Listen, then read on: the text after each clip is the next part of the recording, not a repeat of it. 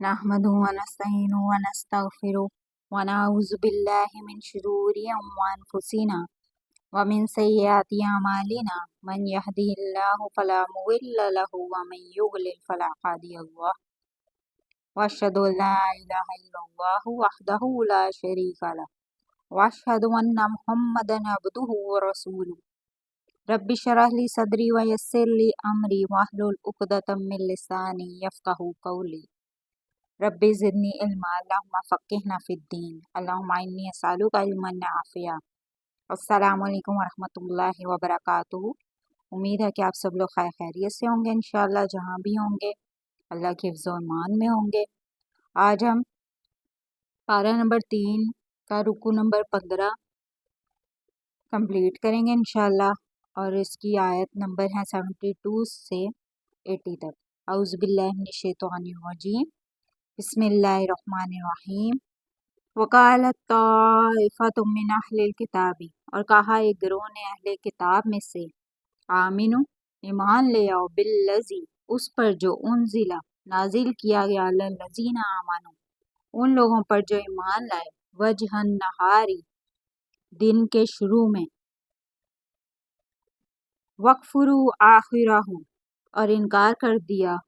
کرو اس کے آخر میں، لعلہم یرجعون شاید کہ وہ برگشتہ ہو جائیں یا وہ لوٹ آئیں۔ یہ یہودیوں کے ایک اور مکر کا ذکر ہے یہاں، جس سے وہ مسلمانوں کو گمراہ کرنا چاہتے تھے، کہ انہوں نے باہم طے کیا کہ صبح کو مسلمان ہو جائیں تاکہ مسلمانوں کے دلوں میں بھی اپنے اسلام کے بارے میں شک پیدا ہو کہ یہ لوگ قبول اسلام کے بعد دوبارہ اپنے دین میں واپس چلے گئے، تو ممکن ہے کہ اسلام میں ایسے عیوب اور خامیاں ہوں جو ان کے علم میں آئی ہوں۔ وَلَا تُؤْمِنُوا إِلَّا لِمَنْ تَبِعَ دِینَکُمْ اور مت مانو بات مگر اس کی جس نے پیروی کی تمہارے دین کی۔ قُلْ إِنَّ الْهُدَى هُدَى اللَّهِ کہہ دو بے شک ہدایت اللہ کی ہدایت ہے۔ أَن يُؤْتَى أَحَدٌ کہ دیا جائے کسی کو ویسا ہی، مثلا ویسا ہی، ما اوتیتم او یحاجوکم عند ربکم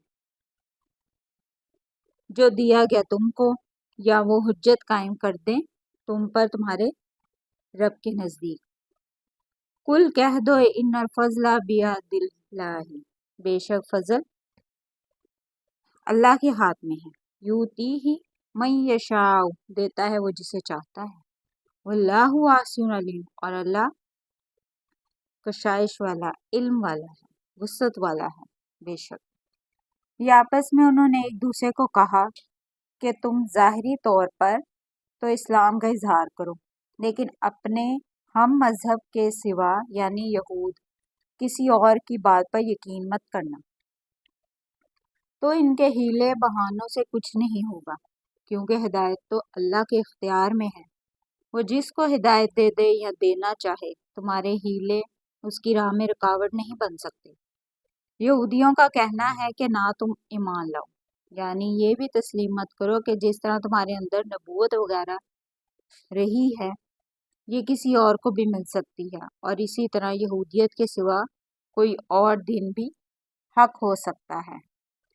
یختص برحمتہ من یشاء خاص کر لیتا ہے وہ اپنی رحمت سے جس کو چاہتا ہے، ذو الفضل العظیم اور اللہ مالک ہے فضل عظیم کا۔ اس کے معنی ہے کہ اے یہودیو تم حق کو دبانے اور مٹانے کی یہ ساری حرکتیں اور سازشیں اس لیے کر رہے ہو کہ ایک تمہیں اس بات کا غم اور جلن ہے کہ جیسا علم و فضل، وحی و شریعت اور دین تمہیں دیا گیا تھا، اب ویسا ہی علم و فضل اور دین کسی اور کو کیوں دے دیا ہے۔ دوسرا تمہیں یہ اندیشہ اور خطرہ بھی ہے کہ اگر حق کی یہ دعوت پنپ گئی اور اس نے اپنی جڑیں مضبوط کر لیں تو نہ صرف یہ کہ تمہیں دنیا میں جو وقار حاصل ہے وہ جاتا رہے گا، بلکہ تم نے جو حق چھپا رکھا ہے اس کا پردہ بھی فاش ہو جائے گا، اور اس بنا پر یہ لوگ اللہ کے نزدیک بھی تمہارے خلاف حجت قائم کر بیٹھیں گے، حالانکہ تمہیں معلوم ہونا چاہیے کہ دین و شریعت اللہ کا فضل ہے۔ اور یہ کسی کی میراث نہیں، بلکہ وہ اپنا فضل جسے چاہتا ہے دیتا ہے، اور اسے معلوم ہے کہ یہ فضل کس کو دینا ہے۔ وَمِنْ أَهْلِ الْكِتَابِ مَنْ إِنْ تَأْمَنْهُ بِقِنْطَارٍ يُؤَدِّهُ إِلَيْكَ، اور اہل کتاب میں سے کوئی ایسا ہے کہ اگر امانت رکھ دے تو اس کے پاس ڈھیروں مال تو لوٹا دے وہ تجھ کو۔ وَمِنْهُمْ مَنْ إِنْ تَأْمَنْهُ بِدِینَارٍ لَا يُؤَدِّهُ إِلَيْكَ، اور ان میں سے کوئی ایسا ہے کہ اگر امانت رکھے تو اس کے پاس ایک دینار تو نہ لوٹائے وہ تجھ کو، إِلَّا مَا دُمْتَ عَلَيْهِ قَائِمًا، مگر یہ کہ رہ تو اس کے سر پر کھڑا۔ ذَلِكَ بِأَنَّهُمْ قَالُوا لَيْسَ عَلَيْنَا فِي الْأُمِّيِّينَ سَبِيلٌ، یہ اس لیے کہ وہ کہتے ہیں کہ نہیں ہم پر امیوں کے بارے میں مواخذہ۔ وَيَقُولُونَ عَلَى اللَّهِ الْكَذِبَ وَهُمْ يَعْلَمُونَ، اور بولتے ہیں اللہ پر جھوٹ اور وہ جانتے ہیں۔ ان پڑھ جاہل سے مراد مشرکین عرب ہیں۔ یہود کے لوگ یہ دعویٰ کرتے تھے کہ یہ چونکہ مشرک ہیں اس لیے ان کا مال ہڑپ کر لینا چاہیے، اس میں کوئی گناہ نہیں۔ اللہ نے فرمایا کہ یہ اللہ پر جھوٹ بولتے ہیں، اللہ تعالیٰ کس طرح کسی کا مال ہڑپ کرنے کی اجازت دے سکتا ہے؟ اور بعض تفسیری روایات میں ہے کہ نبی کریم صلی اللہ علیہ وسلم نے یہ بھی سن کر فرمایا کہ اللہ کے دشمنوں نے جھوٹ کہا، زمانہ جاہلیت کی تمام چیزیں میرے قدموں تلے ہیں سوائے امانت کے کہ وہ ہر صورت میں ادا کی جائے، چاہے وہ کسی نیکوکار کی ہو یا بدکار کی۔ افسوس ہے کہ یہود کی طرح آج بعض مسلمان بھی مشرکین کا مال ہڑپ کرنے کا کہتے ہیں کہ دارالعرب کا سود جائز ہے۔ بلا من اوفی بعہدہ، ہاں جس نے پورا کیا اپنا عہد کو، واتقی اور تقوی اختیار کیا، فإن اللہ یحب المتقین، تو بے شک اللہ محبوب رکھتا ہے متقیوں کو۔ قرار پورا کرے کا مطلب وہ وعدہ پورا کرے جو اہل کتاب سے یا ہر نبی کے واسطے سے ان کی امتوں سے نبی صلی اللہ علیہ وسلم پر ایمان لانے کی دعوت لیا گیا، اور پرہیزگاری کرے یعنی اللہ سے ڈرے اور ان باتوں پر عمل کرے جو نبی صلی اللہ علیہ وسلم بیان فرمائے۔ ایسے لوگ یقیناً مواخذہ الہی سے نہ صرف محفوظ رہیں گے بلکہ محبوب باری تعالیٰ ہوں گے۔ ان الذین یشترون بعہد اللہ، بے شک وہ لوگ جو بیچ ڈالتے ہیں اللہ کے عہد کو، وایمانہم ثمنا قلیلا، اور اپنی قسموں کو تھوڑی قیمت پر، اولئک لا خلاق لہم فی الآخرۃ، یہی لوگ ہیں نہیں کچھ حصہ جن کا آخرت میں، ولا یکلمہم اللہ، اور نہیں کلام کرے گا ان سے اللہ، ولا ینظر الیہم یوم القیامۃ، اور نہ دیکھے گا ان کی طرف قیامت کے دن، ولا یزکیہم، اور نہ پاک کرے گا ان کو، ولہم عذاب علیم، اور ان کے لیے عذاب ہے دردناک، دکھ دینے والا۔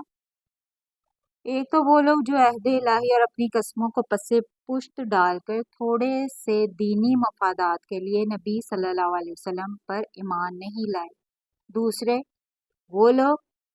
جو جھوٹی قسمیں کھا کر اپنا سودا بیچتے یا کسی کا مال ہڑپ کر جاتے ہیں، جیسا کہ احادیث میں ہے۔ مثلا نبی صلی اللہ علیہ وسلم نے فرمایا کہ جو شخص کسی کا مال ہتھیانے کے لیے جھوٹی قسم کھائے وہ اللہ سے اس حال میں ملے گا کہ اللہ اس پر غضب ناک ہوگا۔ نیز فرمایا 3 آدمیوں سے اللہ نہ کلام کرے گا، نہ ان کی طرف دیکھے گا، نہ انہیں پاک کرے گا، اور ان کے لیے دردناک عذاب ہوگا۔ ان میں ایک وہ شخص ہے جو جھوٹی قسم کے ذریعے سے اپنا سودا بیچتا ہے۔ وَإِنَّ مِنْهُمْ لَفَرِيقًا يَلْوُونَ أَلْسِنَتَهُمْ بِالْكِتَابِ، اور بلا شبہ ان میں سے ایک گروہ ہے جو مروڑتے ہیں اپنی زبانوں کو کتاب کے پڑھنے میں، لِتَحْسَبُوهُ مِنَ الْكِتَابِ، تاکہ تم سمجھو کہ وہ کتاب میں سے ہے، وَمَا هُوَ مِنَ الْكِتَابِ، حالانکہ نہیں ہوتا وہ کتاب میں سے، وَيَقُولُونَ هُوَ مِنْ عِنْدِ اللَّهِ وَمَا هُوَ مِنْ عِنْدِ اللَّهِ، और कहते हैं कि वो अल्लाह की तरफ से है, हालांकि नहीं है वो अल्लाह की तरफ से। वयाकुलूना अल्लाहिल कज़िबा वहुम यालमून, और बोलते हैं अल्लाह पर झूठ और वो जानते हैं। यहूदी उलमा अल्फाज को इधर से उधर मरोड़ कर दूसरे मानी पैदा कर लेते थे। हम सूरतुल बकरा में पढ़ चुके हैं कि यहूद से कहा गया हित्ता तुम कहो, तो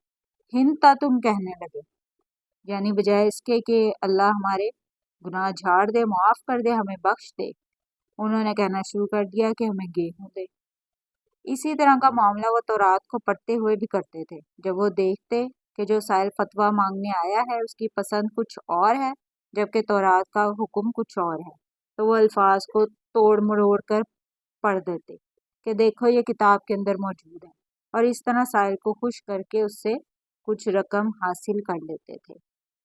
मा काना लिबशरिन अन युतियहुल्लाहुल किताब, नहीं है किसी बशर को कि अता फरमाए उससे अल्लाह किताब, वल हुक्म और हिकमत, वन नबुव्वत सुम्मा यकूल लिन्नासी कूनू इबादिल, फिर वो कहे लोगों से कि हो जाओ बंदे मेरे अल्लाह को छोड़कर, मिन दूनिल्लाहि, सिवाय अल्लाह के, वलकिन कूनू रब्बानियीना, बल्कि हो जाओ तुम अल्लाह वाले, क्योंकि तुम तालीम वल्लिमूनल किताबा, देते हो तालीम किताब की, वबीमा कुंतुम तदरुसून, और इस बिना पर कि तुम पढ़ते पढ़ाते रहते हो।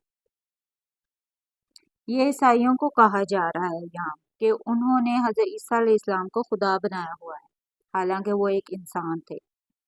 जिन्हें किताबो हिकमत और नबूवत से सरफराज किया गया था। और ऐसा कोई शख्स दावा नहीं कर सकता कि अल्लाह को छोड़कर मेरे पुजारी और बंदे बन जाओ, बल्कि वो तो यही कहता है कि रब वाले बन जाओ। अल्लाह की किताब की तालीम और तदरीस के नतीजे में रब की शनाख्त से खसूसी ताल्लुक कायम होना चाहिए। इसी तरह अल्लाह की किताब का इल्म रखने वाले के लिए ज़रूरी है कि वो लोगों को भी कुरान की तालीम दे। इस आयत से वाज़ेह है कि जब अल्लाह के पैगंबरों को ये हक हासिल नहीं है कि वो लोगों को अपनी इबादत करने का हुक्म दें, तो किसी और को ये हक क्यों कर हासिल हो सकता है। वला यामुरकुम अन तत्तखिजुल मलाइकता वन्नबिय्यीना अरबाब, और ना ही हुक्म देगा वो तुमको कि बना लो तुम फरिश्तों और नबियों को माबूद। अयामुरुकुम बिल कुफ्री बाद इस अंतुम मुस्लिमून, क्या हुक्म देगा वो तुमको कुफ्र का उसके बाद जब तुम मुसलमान हो चुके हो। यानी नबियों और फरिश्तों या किसी और को रब वाली सिफात का हामिल बावर करवाना कुफ्र है। तुम्हारे मुसलमान हो जाने के बाद एक नबी भला ये काम किस तरह कर सकता है, क्योंकि नबी का काम तो ईमान की दावत देना है, जो कि अल्लाह वहदहु ला शरीक की इबादत का नाम है। बाज़ मुफस्सिरीन ने इसकी शान नुज़ूल में ये बात बयान की है कि बाज़ मुसलमानों ने नबी करीम सल्लल्लाहु अलैहि वसल्लम से इस बात की इजाज़त मांगी कि वो आपको सजदा करें, जिस पर ये आयत नाजिल हुई। और बाज़ ने इसके शान नुज़ूल में ये कहा है कि यहूदियों और ईसाइयों ने जमा होकर नबी सल्लल्लाहु अलैहि वसल्लम से कहा कि क्या आप ये चाहते हैं कि हम आपकी इस तरह इबादत व परस्तिश करें जिस तरह ईसाई हज़रत ईसा अलैहिस्सलाम की करते हैं। आप सल्लल्लाहु अलैहि वसल्लम ने फरमाया, अल्लाह की पनाह इस बात से कि हम अल्लाह को छोड़कर किसी और की इबादत करें या किसी को उसका हुक्म दें। अल्लाह ने ना मुझे इसलिए भेजा है और ना ही इसका हुक्म दिया है। इस पर ये आयत नाजिल हुई। वाखिर दावाना अल्हम्दुलिल्लाहि रब्बिल आलमीन बिरहमतिका या अरहमर राहिमीन। अस्सलामु अलैकुम वरहमतुल्लाहि वबरकातुहू।